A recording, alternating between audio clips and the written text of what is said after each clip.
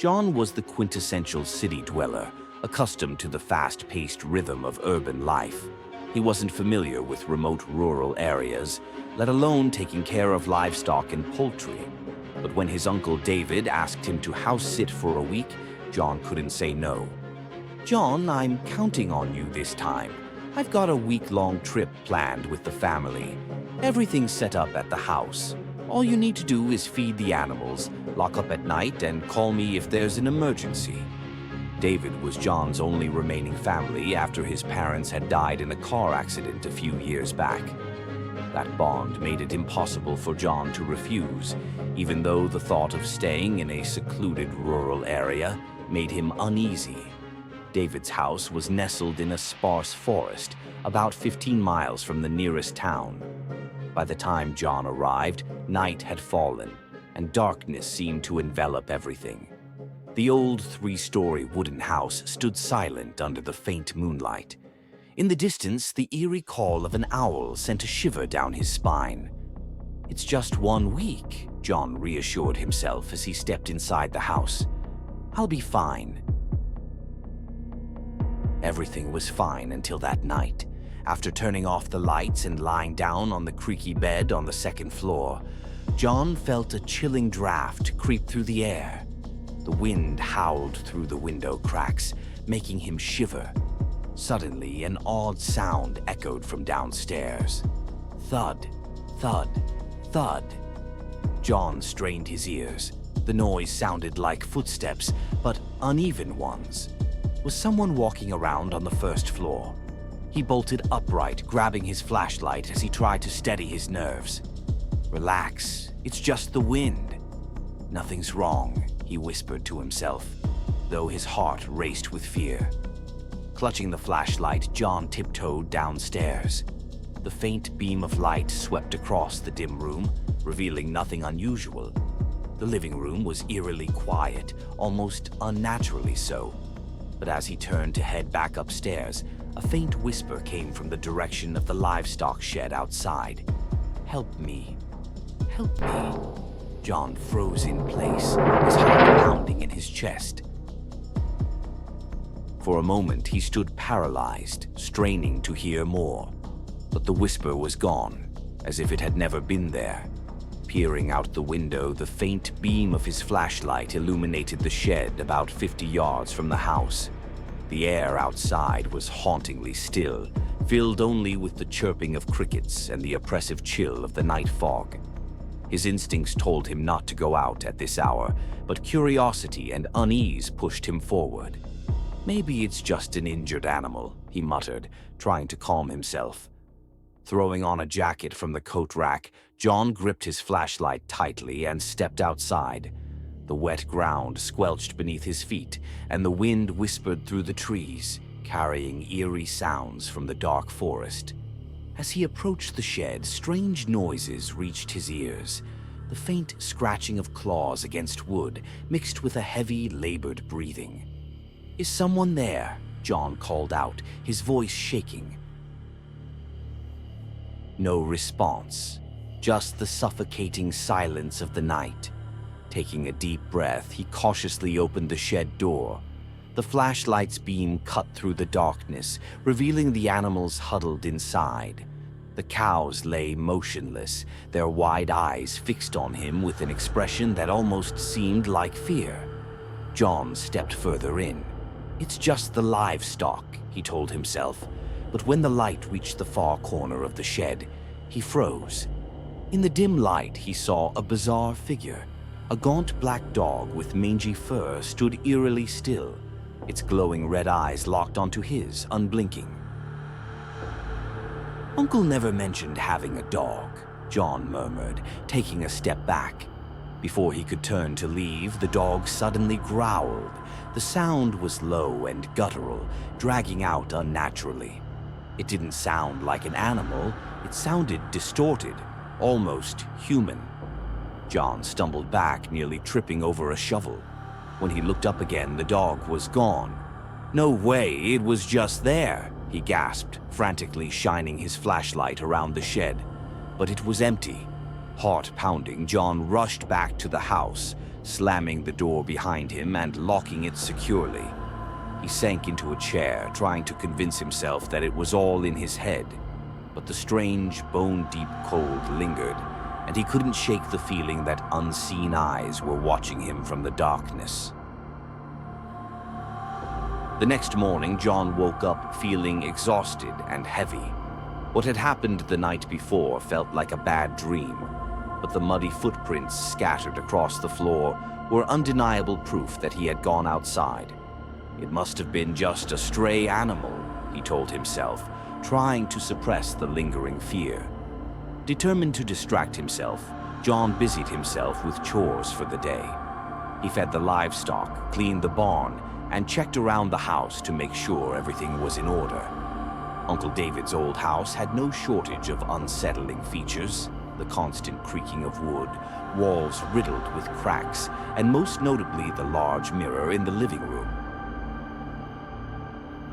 The mirror dominated an entire wall, its wooden frame carved with strange, intricate patterns. Since the day he arrived, John had felt it was out of place in the otherwise rustic home. That afternoon, while cleaning, a strange sensation made him shiver. He found himself standing in front of the mirror, staring at his reflection. But then, his heart nearly stopped when he noticed something was off. The reflection didn't match his movements. When John raised his right hand, the figure in the mirror raised its left. He immediately stepped back, his eyes glued to the glass. Then the reflection smiled, a twisted, malicious grin that wasn't his own. "Just tired," John muttered to himself, turning away and forcing himself not to dwell on it. But as he walked off, a soft chuckle echoed from behind him. His heart racing, John spun around. The mirror stood still, reflecting only the empty room. Just a hallucination, he reassured himself, though the chill running down his spine was impossible to ignore. That night, John sat on the sofa with a small desk lamp on, trying to lose himself in a book. But the strange sounds began again. Knock, knock. The sound came from the living room.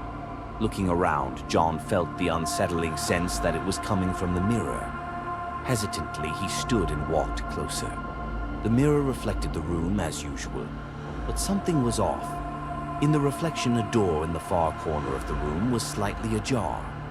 John turned to check behind him, but every door in the room was closed. When he looked back at the mirror, the door in the reflection was wide open, and a faint figure was emerging. It was a woman in a white dress, her long hair obscuring most of her face. She stood motionless, her hidden eyes seemingly fixed on John. "What's going on?" he whispered, cold sweat dripping down his back. The woman in the mirror began to move, taking slow, deliberate steps toward him. Inside the glass, unable to take it anymore, John screamed and hurled the flashlight he was holding at the mirror. The shattering sound of glass echoed through the room. Scrambling to turn the lights on, his chest heaving, John stared at the broken shards scattered across the floor. But what terrified him most was the last thing he'd seen in the mirror: the woman's face, grinning as the glass fractured. After the eerie laughter echoing from upstairs the night before, John decided he could no longer ignore the strange occurrences in the house. He spent the entire morning inspecting every room, every corner, trying to figure out the source of the unsettling noises. The upper floor, where Uncle David usually kept the doors shut and rarely used, carried an unmistakable chill. Several windows were broken, letting in drafts that created eerie howling sounds at night. The wooden floorboards were rotting and groaned underfoot with every step. Upon closer inspection, John realized there were nests of mice and traces of other wildlife inside the house, especially in the upper rooms and the storage areas. The nighttime sounds he'd been hearing could easily have been caused by these creatures scurrying through the walls. That afternoon, while checking on the livestock, John noticed something odd about the cattle. They seemed unusually agitated, huddling together in one corner of the barn and letting out low, uneasy noises. Looking around, John spotted large, unfamiliar footprints in the dirt near the barn, as if a large animal had been prowling nearby. He wondered if it could have been a stray dog or even a wolf. Examining the area more closely, he saw that the chicken coop door had been loosened, almost as if someone, or something, had deliberately tampered with it. Several chickens were missing, leaving only a few feathers scattered on the ground.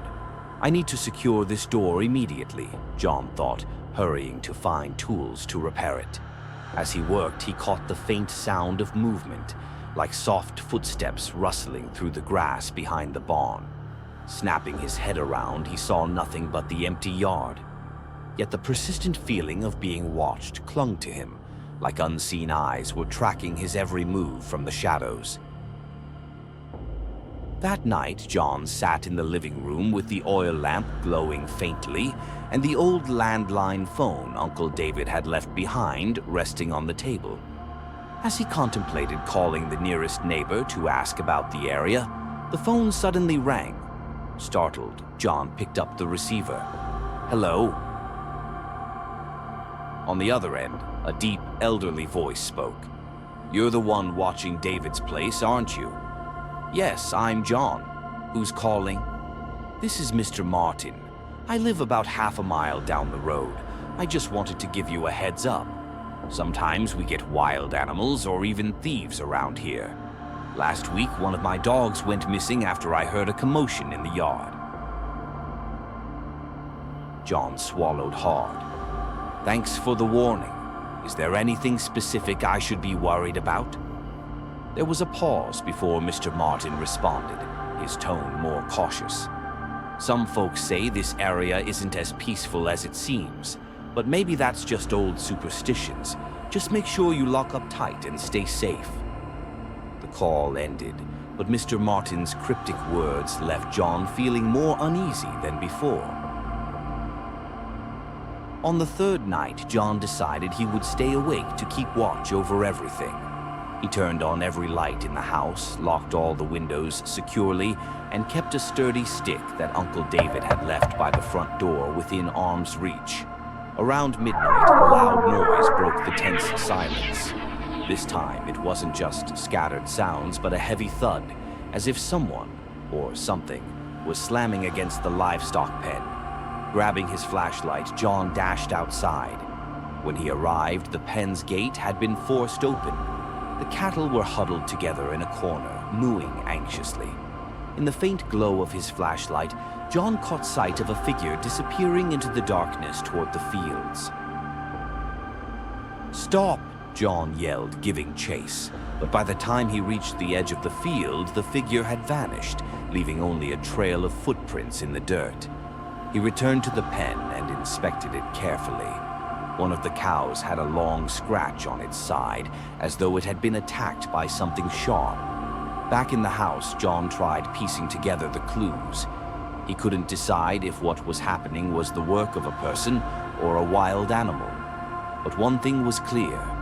The house and its surroundings were far from safe.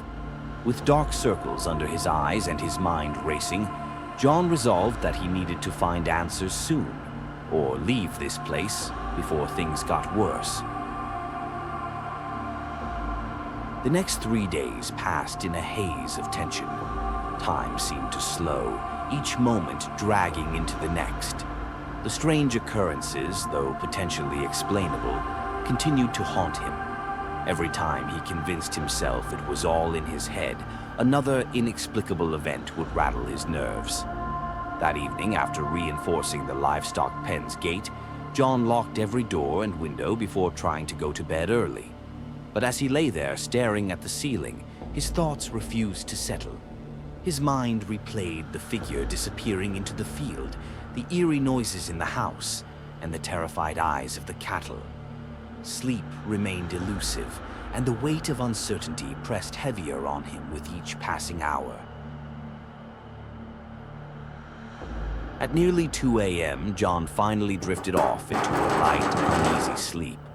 But a loud noise from the kitchen jolted him awake. Grabbing his flashlight and clutching the stick tightly, he crept downstairs. The sense of unease grew with every step he took down the dark hallway. When he reached the kitchen, his flashlight beam landed on a scene that made him freeze for a moment. A large, stray cat stood on the countertop, a dead rat hanging from its mouth.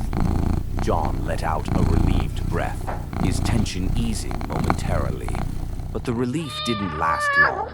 The cat growled lowly, then leapt off the counter and darted out through an open window.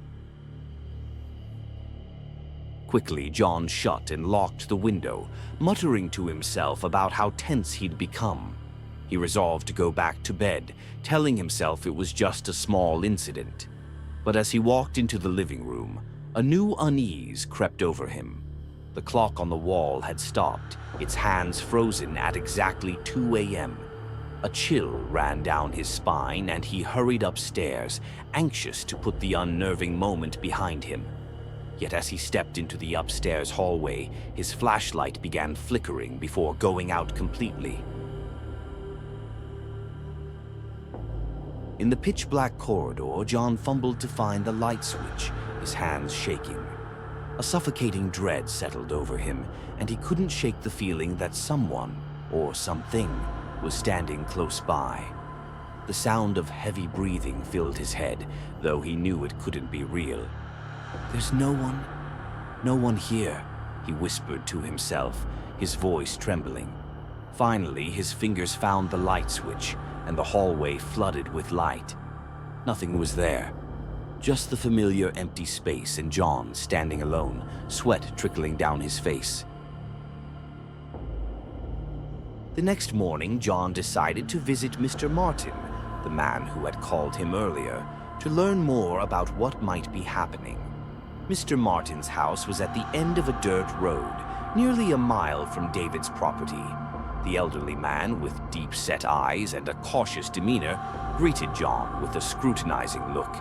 "I need your help," John said urgently. "Something strange is going on at my uncle's house. You know something, don't you?" Yeah, Mr. Martin invited John inside, brewed a pot of tea, and began to explain. "Your uncle probably didn't tell you much, but that land has a history," he began. "Even back in my father's day, people talked about theft, wild animals showing up often, and a few strange disappearances." "Disappearances?" John repeated, disbelief in his voice. "That's right. Not a lot, but enough to make folks wary. Some families who lived near there moved away because they couldn't shake the feeling that something wasn't right." John sat in stunned silence, trying to process what Mr. Martin was saying. But what about the strange noises, the shadows, and the feeling of being watched? Mr. Martin looked at him seriously. "Sometimes, when the mind is tired or scared, it creates things that aren't there. But it's also possible someone is playing on your fear to keep you distracted." Mr. Martin's words left John feeling both relieved and more concerned. If someone really was behind all this, what was their motive? When John got back to the house, he realized he needed to take more concrete action instead of just waiting for things to happen. He decided to thoroughly inspect the property, including the roof. Climbing a ladder, John discovered a few displaced shingles that left a small gap, big enough for an animal or even a person to crawl through. He also found a few odd tufts of fur and a piece of fabric snagged on the edge of the roof. Maybe someone's been sneaking in through here, John thought.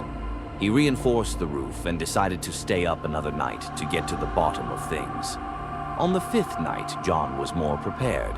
He set up a few traps around the barn and livestock pens and rigged some empty cans on strings to act as an alert system. If anything or anyone moved through the area, the clinking sound would wake him. He also kept a small knife on him, unwilling to take any chances with potential danger. Despite his precautions, though, the anxiety continued to gnaw at him, making it hard to focus. Around midnight, as John sat in the living room nursing a strong cup of coffee, a loud noise echoed from the direction of the barn. This wasn't like the scattered sounds he'd heard before. It was deliberate, like someone rummaging or trying to break something. Grabbing his flashlight, John rushed outside. The barn door was slightly ajar, creaking as the wind pushed it back and forth. "Is anyone there?" John shouted, his voice carrying into the darkness. There was no response. He stepped inside cautiously, sweeping the beam of his flashlight across the shadowy corners. The barn was cluttered with farming tools, sacks of seeds, and a few old family belongings David had stored there. Everything seemed intact, except for one large sack that had been torn open, its contents spilled across the floor. John crouched to inspect it, trying to figure out what had happened. Just as he started to straighten up, a shadow flickered across the small window above him. His heart skipped a beat. "What was that?" he muttered under his breath. Leaving the barn, John went to check the traps he had set around the livestock pen. To his surprise, most of them had been tampered with or outright destroyed. The empty cans he'd strung up were scattered on the ground, and the strings had been neatly cut. "There's no way an animal did this," John whispered, a cold chill running down his spine. In the dim glow of his flashlight, he spotted a footprint in the dirt near the livestock pen. It was larger than his own foot and led toward the forest behind the house. John hesitated. He wasn't sure whether to follow the tracks or head back to the house and call the police. But cell service was spotty at best out here, and the landline only connected to nearby neighbors. Returning to the house, John locked every door and window, his mind racing with unease. He resolved to stay up for the rest of the night, gripping the knife he had brought with him earlier. Around 3 a.m., as John struggled to fight off exhaustion, a soft knock came at the door. His heart froze. "Who's there?" he called out, his voice trembling. There was no reply. The knock came again, this time louder, more urgent. John grabbed his flashlight and knife, edging cautiously toward the front door. Peering through the peephole, he saw nothing but darkness. "Please," he called out, trying to keep his voice steady. "I don't want any trouble. Whoever's out there, just leave." Silence. Just as he began to turn away, another sound came, this time from the side window. John spun around, and for a brief moment, he was certain he saw a figure dart past the glass. He quickly turned on the front yard lights, hoping the sudden brightness would scare off whoever or whatever was out there. But outside, everything was still. No movement, no footprints in the illuminated ground, just the oppressive quiet of the night. The next morning, John woke up from a restless sleep filled with nightmares. His body felt drained, and his head throbbed with exhaustion. Determined to seek help, he decided to visit the nearest neighbor. However, when he arrived at Mr. Martin's house, it appeared empty. Mr. Martin wasn't home, and the eerie stillness only deepened John's unease. On his way back, he crossed paths with a middle-aged man driving a pickup truck. The man slowed down, gave John a curious look, and asked, "You're the one staying at David's place, right?" John nodded. "Yeah, that's me." "Why?" The man shook his head, his expression puzzled. "It's just, I saw a strange car parked near his house last night. I thought it was yours, but now I'm not so sure." The man's words hit John like a punch to the gut. "A strange car? Did you see anyone?" The man shook his head again. "No, just the car. But you should be careful. Lately, there have been some unfamiliar faces around here." Returning to the house, John collapsed into the living room chair, his mind racing. The sequence of events, the strange noises, the footprints in the barn, the shadowy figure, and now the mention of an unknown car was beginning to unravel his already fragile sense of reality.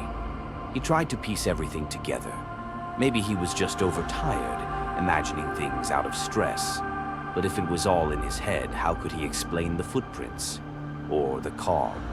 Determined to get to the bottom of it, John decided to set up cameras to record anything that might happen overnight.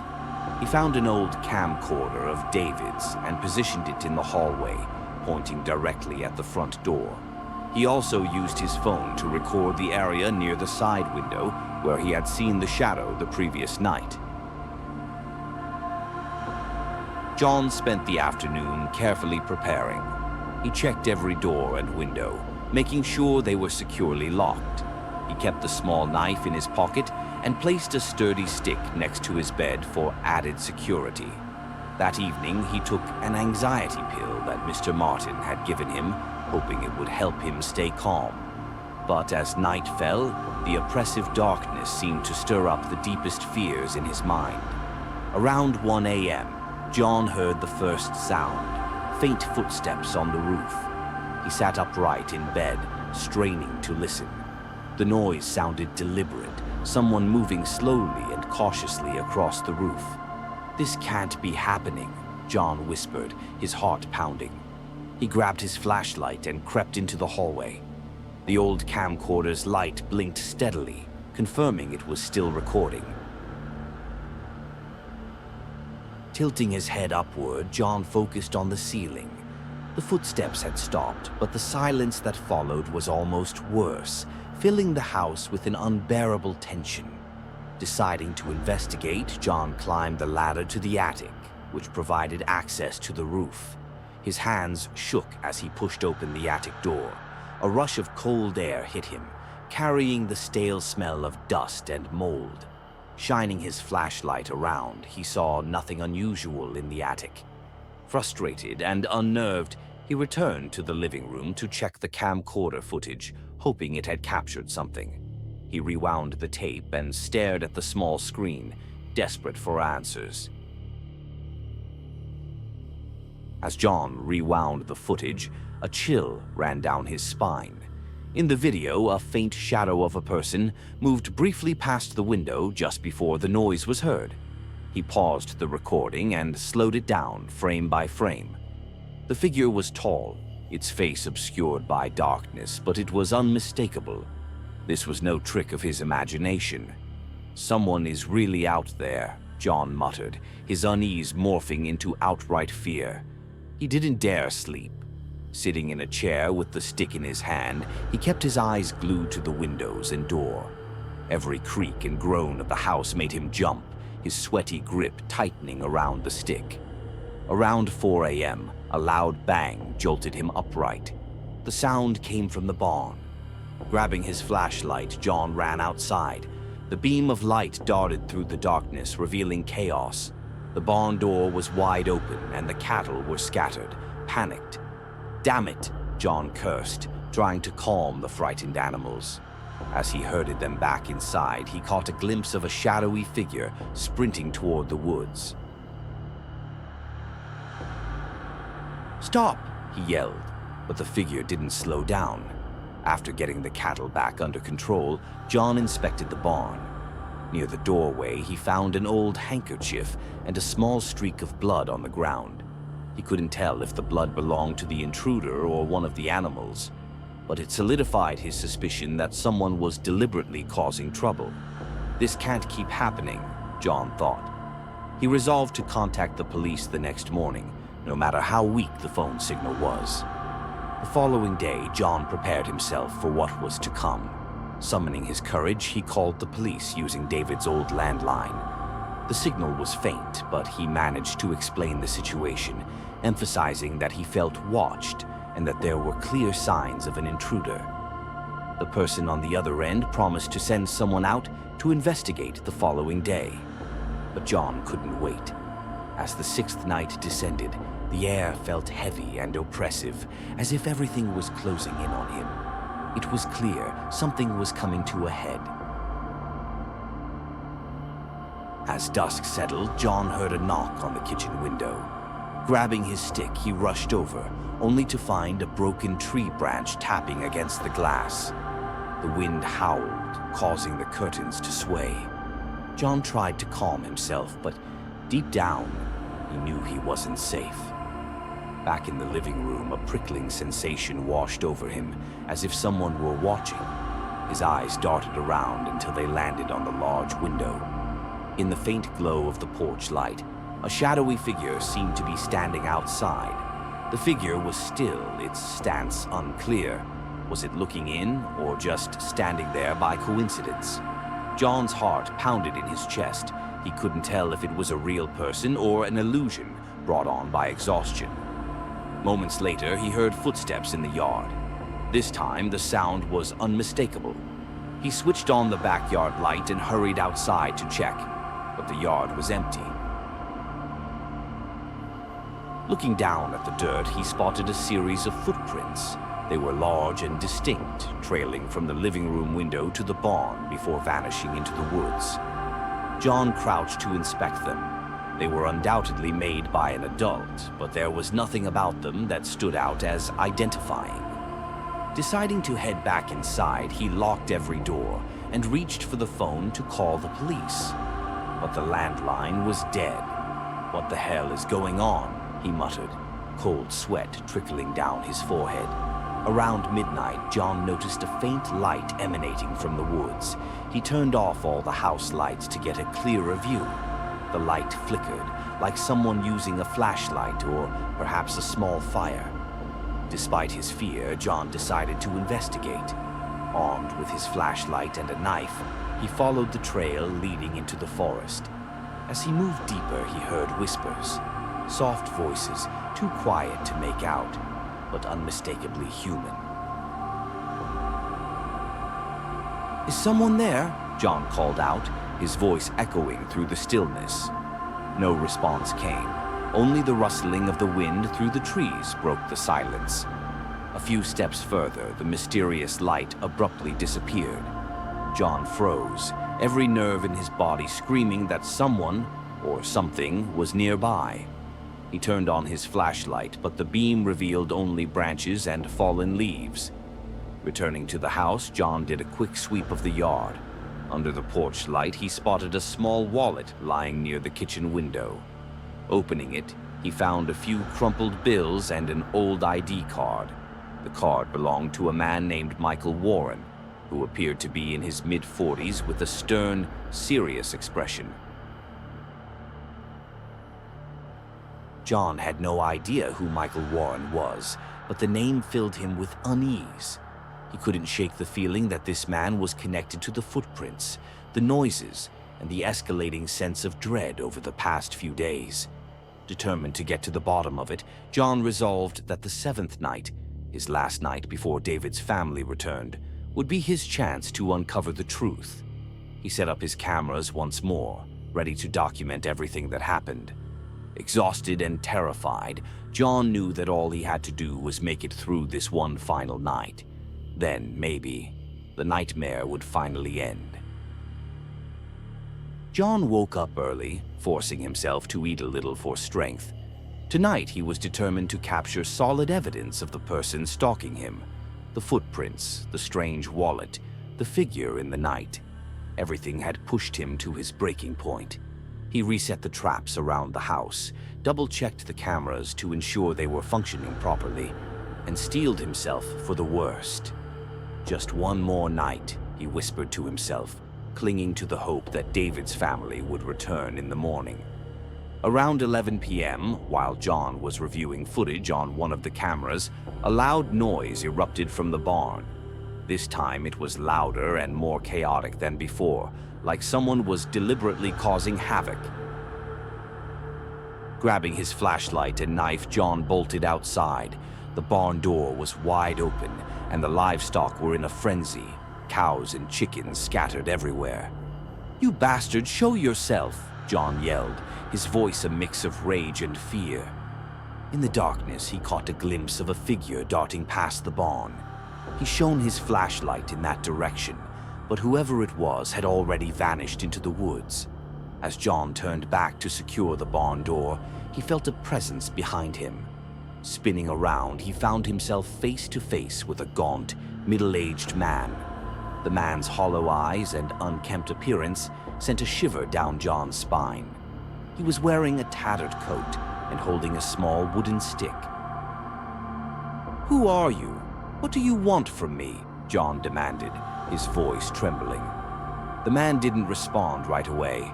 After a moment, he sighed, his voice raspy. You shouldn't be here. None of us should be here. John frowned, confused. What are you talking about? Are you Michael Warren? The mention of the name made the man flinch. His eyes darted nervously, and he took a step back before turning and sprinting into the forest without another word. Back in the house, John immediately checked the cameras, hoping they had captured the man's face. When he reviewed the footage, his heart raced. One clip showed the shadowy figure lurking near a window, while another captured the man's face for a brief moment. It was the same man he had just encountered outside. But the most terrifying discovery came when John reviewed the footage again. From the camera at the back door, he noticed something he hadn't realized before. There was a second figure in the video. This one was shorter, with an unsteady gait, lingering in the distance as if watching the house from afar. John froze. There wasn't just one intruder. There were at least two. By around 3 a.m., as John sat slumped in a chair, exhausted and on edge, a loud crash came from the front of the house. The front door shook violently, as if someone was trying to break it down. Gripping his bat tightly, John's entire body trembled. "Go away! I've called the cops!" he shouted, but the pounding on the door didn't stop. In a moment of panic, John peered through the peephole. What he saw made his blood run cold. A third figure standing just outside, obscured by the darkness. Unable to take it anymore, John turned on the porch lights and flung the door open, bat in hand. But when he stepped outside, the yard was completely empty. There was no one there. As the first light of Saturday morning crept over the horizon, John collapsed onto the floor, overwhelmed with exhaustion and terror. He was barely conscious when, around 8 a.m., David and his family arrived home. When they stepped inside, they found John sitting there, pale and hollow-eyed, his face gaunt from lack of sleep. "John, are you okay?" David asked, concern evident in his voice. John tried to explain everything that had happened over the past week, but his words came out jumbled and frantic. He showed David the footage, desperate for validation. But to John's shock, the figures in the videos were gone. Every shadowy shape, every fleeting movement, they had all vanished. It was as if the nightmare he'd endured had never happened. John left David's house later that day with an unsettling sense of disbelief. The events of the past week haunted him, even though there was no evidence to prove any of it was real. Was it all a result of his stress and exhaustion? Or had something truly sinister happened, something he couldn't fully comprehend? David's house stood quietly behind him, serene and unbothered, as if nothing had ever occurred. But for John, it was a place he would never step foot in again.